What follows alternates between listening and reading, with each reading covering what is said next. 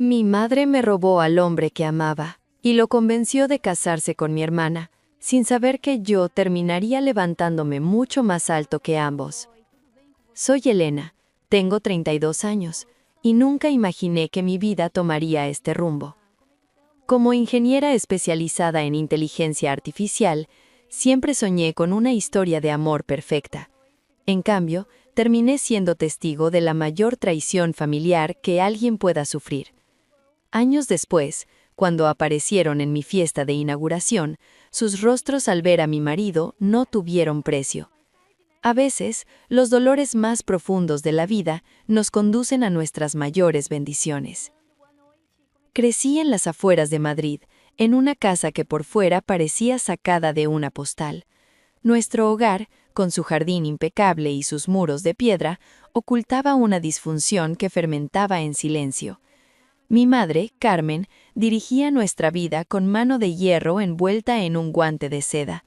Era esa clase de mujer que sonreía con dulzura a los vecinos mientras los criticaba sin piedad en cuanto cerrábamos la puerta. Mi padre, Mateo, era su opuesto absoluto. Callado, pasivo, siempre asentía para evitar cualquier conflicto. Y luego estaba mi hermana Isabela, 3 años mayor. Ella era el prototipo de hija que mi madre anhelaba, bluya, carismática y socialmente brillante. Isabela podía encandilar a cualquier persona en cuestión de minutos. Era la chica popular que todos querían conocer. Yo, por el contrario, fui siempre la oveja negra. Mientras Isabela pasaba horas frente al espejo perfeccionando su imagen, yo me sumergía en libros de lógica y código informático.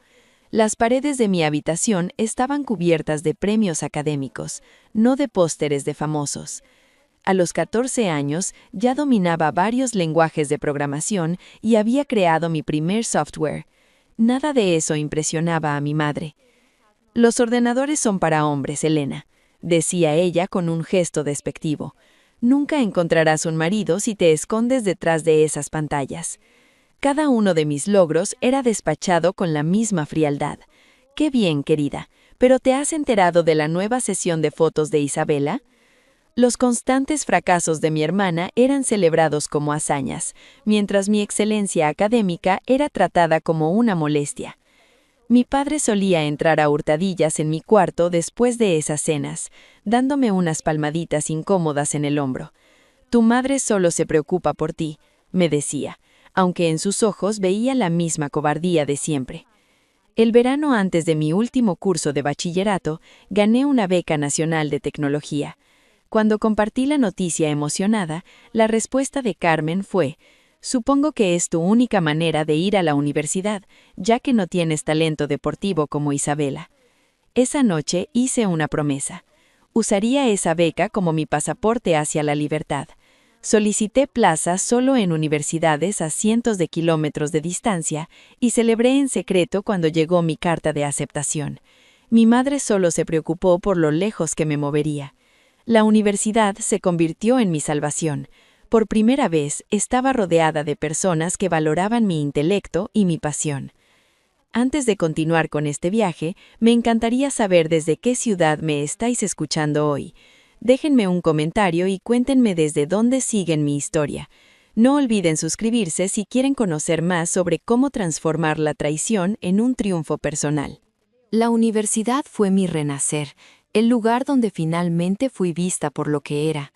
Conocí a Lucía durante la semana de orientación, cuando ambas intentamos alcanzar el mismo manual de inteligencia artificial.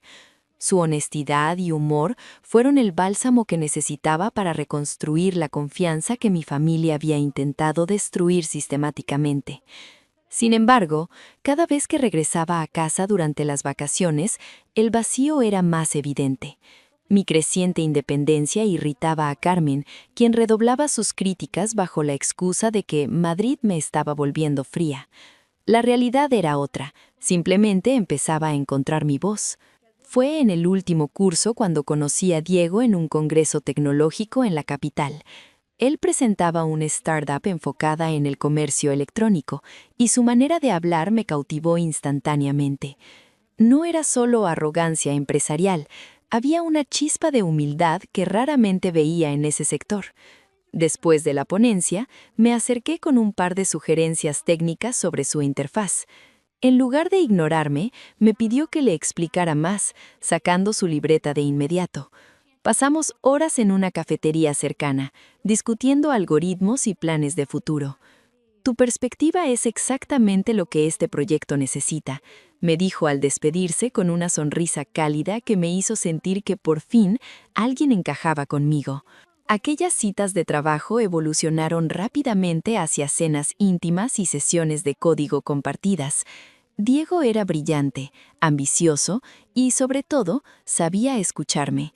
Me sentía verdaderamente comprendida. A medida que nuestra relación se consolidaba, decidí que era el momento de llevarlo a casa durante las vacaciones de primavera. Una parte de mí quería exhibir a este hombre que valoraba mi inteligencia. Otra, más inejua, aún anhelaba que mi madre reconociera mi valía al verme con alguien como Diego. La visita comenzó de forma prometedora. Mi padre se mostró genuinamente interesado en los números de la empresa de Diego, y Carmen, para mi sorpresa, fue inusualmente cálida. Sirvió su mejor vino, aquel que guardaba solo para ocasiones especiales, y no dejaba de alabar los éxitos de Diego. «Has hecho un gran trabajo, Diego», decía ella mientras llenaba su copa una y otra vez. En ese momento debí haber visto el brillo en sus ojos. No era aprobación hacia mí, era la tasación de un activo. Isabela llegó a mitad de la cena, marcando una entrada deliberadamente tardía. Estaba entre novios y acababa de dejar un trabajo administrativo, pero apareció luciendo un vestido de diseño y un maquillaje perfecto. «¿Así que tú eres el genio programador que Elena nos ha tenido oculto?», dijo soltando una carcajada que, extrañamente, me hacía sonar como si yo hubiera estado escondiendo un tesoro. Durante el resto de la velada, Isabela se insertó en cada conversación de forma estratégica. Descubrieron que ambos amaban el senderismo, aunque Isabela apenas caminaba si no era por una pasarela, y que ambos adoraban el sushi, a pesar de que siempre se quejaba del pescado crudo. Miraba a Diego con preocupación, aliviada al ver que él respondía con cortesía, pero devolviéndome siempre la atención. «Elena ha sido clave refinando mi algoritmo», dijo Diego apretando mi mano bajo la mesa. Carmen aclaró la garganta, con esa mirada que yo ya conocía demasiado bien. «Bueno, qué bien», interrumpió, «pero Isabela también tiene un don innato para los negocios y la imagen pública, ¿no crees?». La trampa estaba tendida, y yo, envuelta en mi propia felicidad, no pude ver el peligro acechando a la vuelta de la esquina. El último semestre en Stanford debía ser el más emocionante de mi vida. Tenía proyectos brillantes, ofertas de trabajo y una relación que me brindaba el apoyo emocional que siempre había anhelado. En lugar de eso, todo comenzó a desmoronarse. Los cambios fueron sutiles al principio.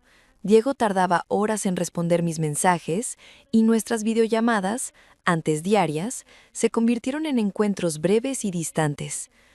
«Lo siento, amor», me decía siempre.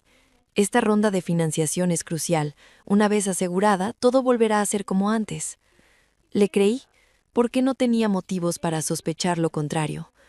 Sin embargo, una tarde, mientras navegaba por redes sociales, vi una publicación de un restaurante en mi ciudad natal.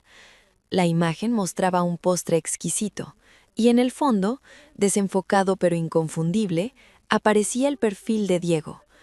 El corazón se me detuvo en seco.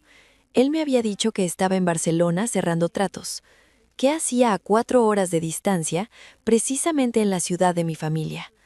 Cuando le confronté, su respuesta fue demasiado rápida, demasiado ensayada. «Un cambio de planes de último minuto», dijo sin vacilar.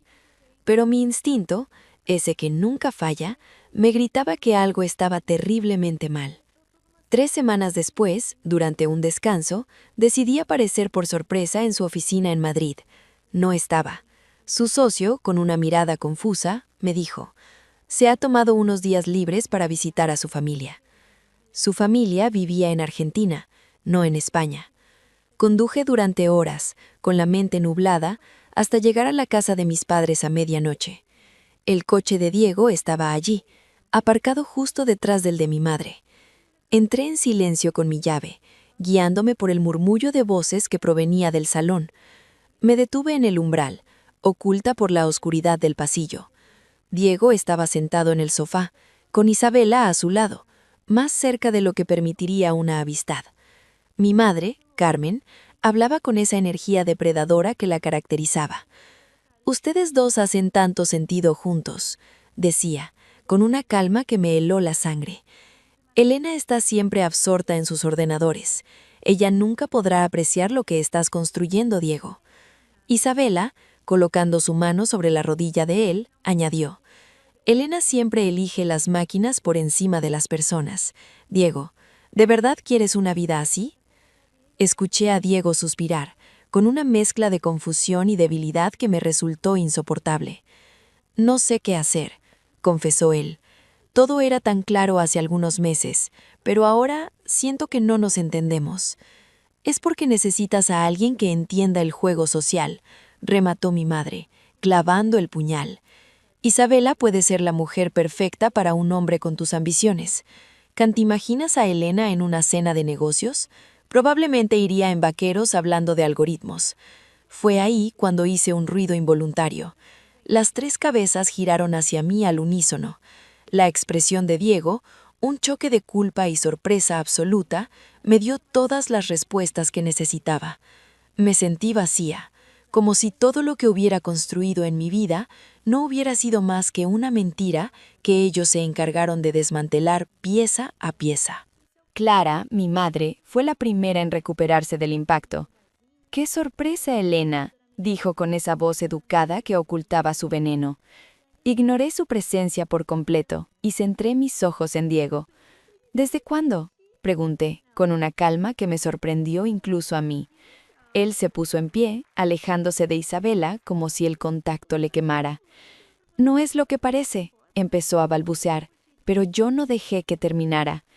«Parece exactamente lo que es: traición, mentiras y reuniones a mis espaldas». Dije lo necesario antes de salir de esa casa para siempre, dejando atrás no solo a un hombre, sino a la versión de mí misma que aún necesitaba su aprobación. Los meses siguientes fueron una niebla densa de dolor, rabia y dudas paralizantes. Me retiré de la universidad, incapaz de soportar el campus donde todo me recordaba a él. Busqué refugio en el sofá de Lucía, quien fue mi ancla durante la tormenta. Pero algo cambió dentro de mí. La tristeza comenzó a transformarse en un fuego que me pedía reconstrucción. Decidí romper con todo y me mudé a Chicago, buscando un lugar donde nadie conociera mis heridas. Allí, trabajando en una consultora tecnológica, conocí a Alejandro, un inversor de riesgo que, a diferencia de los hombres que había conocido, no buscaba un trofeo, sino una socia. Alejandro fue el primero en ver mi potencial real. «Tu visión sobre la inteligencia artificial es revolucionaria», me dijo una tarde de trabajo. «Deja de jugar a lo seguro, Elena. Propón soluciones que desafíen las convenciones». Su confianza en mí me devolvió la seguridad que me habían arrebatado. Creamos nuestra propia empresa, una firma especializada en ciberseguridad, y en menos de 3 años estábamos en la lista de los negocios más rentables de la región. Sin embargo, las cicatrices seguían ahí. Aunque Alejandro era maravilloso, el muro que construía alrededor de mi corazón era alto y grueso. «Los muros protegen del dolor, Elena, pero también impiden que entre la luz», me decía él con una paciencia infinita. No era fácil olvidar que en el pasado, la persona que juró amarme me vendió por la opinión de mi madre. Pero la vida, con su ironía habitual, decidió que no podía esconderme para siempre. Un día, mientras preparábamos nuestra expansión internacional, recibí una notificación en LinkedIn, un mensaje de Diego. «Felicidades por tu éxito», decía. «Siempre supimos que eras la brillante. Nos encantaría ponernos al día». Mostré el mensaje a Alejandro, quien solo arqueó una ceja. «¿Qué quieres hacer?», preguntó él. «Nada», respondí. Eliminé el mensaje sin dudar, pero el eco de mi pasado había vuelto a llamar a la puerta. Por medio de unos pocos contactos, me enteré de que la startup de Diego había quebrado, que Isabela estaba envuelta en escándalos en redes sociales y que vivían, una vez más, bajo el techo de mi madre. La noticia no me trajo alegría, sino una profunda indiferencia. Había ganado la batalla más importante, la de no permitir que su miseria definiera mi camino. La noticia de la enfermedad terminal de mi padre fue el punto de inflexión. 6 a 12 meses, Elena, me dijo por teléfono con una voz quebrada. Me gustaría verte antes de irme. Decidimos, Alejandro y yo, que lo mejor sería recibirlos en nuestro hogar en Chicago. Tenía que ser bajo mis términos, en mi terreno, con la seguridad de quien ya no tiene nada que esconder. Invitaremos a todos, les dije, sabiendo que mi madre insistiría en traer a Isabela y a Diego. El día de su llegada, la mansión de cristal frente al lago lucía impecable. Cuando abrí la puerta, vi a mi padre, consumido por la enfermedad, y a Carmen, que al entrar, sus ojos escaneaban cada mueble de diseño con una mezcla de envidia y desconcierto. Detrás, Isabela lucía un rostro cansado, y Diego, el hombre que una vez fue el dueño de mi mundo, parecía haber encogido. «Bienvenidos a Chicago», dijo Alejandro, irradiando esa confianza que tanto molestaba a los mediocres. Hubo un momento cargado de electricidad cuando él y Diego estrecharon la mano. Alejandro no necesitó palabras, solo una mirada para dejar claro quién era el dueño de la situación. Durante la cena, el aire se podía cortar con un cuchillo. Carmen intentó retomar su papel de matriarca, haciendo preguntas impertinentes sobre nuestra empresa. «¿Así que sois socios?», preguntó ella con ese tono condescendiente de siempre. «Más que eso», respondí mirándola a los ojos. «Somos cofundadores de una firma valorada en 500 millones de euros». El silencio que siguió fue absoluto. Incluso Isabela dejó de jugar con su copa. Diego, visiblemente incómodo, intentó desviar la atención, pero ya era tarde. La máscara de superioridad que mi familia siempre proyectó se estaba derrumbando ante la realidad de mi éxito. Fue entonces cuando Isabela, incapaz de soportar más la tensión, se levantó de la mesa. «¡Ya basta!», gritó, y el eco de su voz retumbó en nuestro salón. «No podemos seguir fingiendo que esto es una visita familiar normal». Mi madre intentó callarla, pero Isabela, al borde de las lágrimas, soltó todo lo que había guardado. «Diles la verdad, madre. Diles cómo manipulaste a Diego para que me eligiera a mí», exclamó. Diego, que había permanecido en silencio, se puso en pie, pálido y sudoroso. «Ella me mostró mensajes que decía que enviabas desde tu teléfono», confesó él, mirando al suelo sin atreverse a encontrar mi mirada. «Me hizo creer que me engañabas mientras buscabas a otro». El jardín, a través de los ventanales, parecía haberse congelado. Mi padre, con una debilidad que parecía darle una claridad sobrenatural, rompió el silencio. «Tu madre siempre ha preferido destruir la felicidad de los demás antes que aceptar que alguien más fuera más brillante que ella», dijo él, mirando a Carmen con una decepción que tardó décadas en verbalizar. Por fin, el telón caía sobre su patética puesta en escena. No hubo gritos de mi parte, solo la satisfacción silenciosa de ver cómo sus propias mentiras, tejidas durante años, terminaban por estrangular sus vidas actuales. La mañana siguiente a la confrontación trajo una calma inusual en la casa. Mi padre y yo pasamos horas hablando, limpiando los escombros de décadas de malentendidos. Murió 8 meses después, y aunque el dolor fue inmenso, sentí que al menos habíamos logrado despedirnos en paz bajo una verdad absoluta. Isabela, para sorpresa de todos, tomó las riendas de su propia vida, se divorció, dejó de buscar el aplauso ajeno y comenzó a trabajar con una humildad que nunca le conocí. Carmen, por su parte, sigue siendo la misma mujer controladora, pero el poder que una vez ejerció sobre mí se desvaneció para siempre. Ahora nuestras conversaciones son escasas y gélidas, pero honestas. Ya no hay máscaras, solo la distancia necesaria entre dos personas que, aunque comparten sangre, habitan mundos distintos. Diego también buscó hablar conmigo antes de irse. Me pidió perdón, reconociendo que su inseguridad fue el juguete preferido de mi madre. «No te odio, Diego», le dije mirándolo a los ojos con la paz de quien ha superado su historia. «El odio requiere una energía que ya no estoy dispuesta a desperdiciar contigo. Simplemente ya no formas parte de mi realidad». Y esa fue mi verdadera victoria.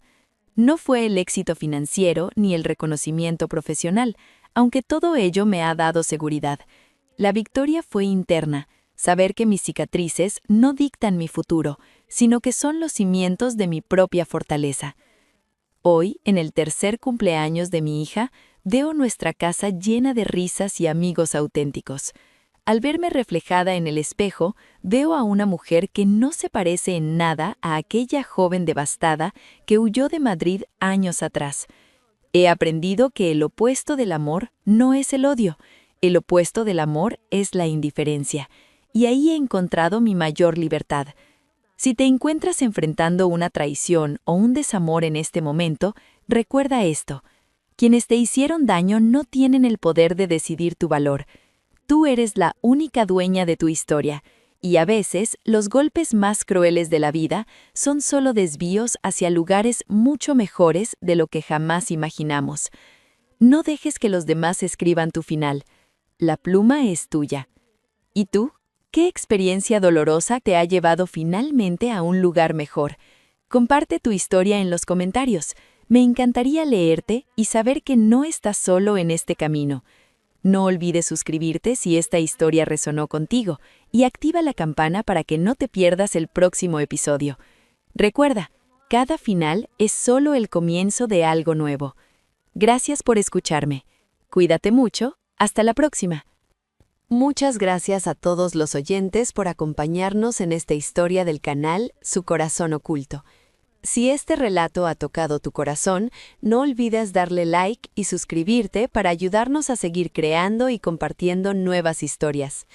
También te invitamos a dejar tu comentario contándonos qué piensas sobre este caso y desde qué ciudad o país nos estás escuchando. Nos encantará leerte y sentirte cerca.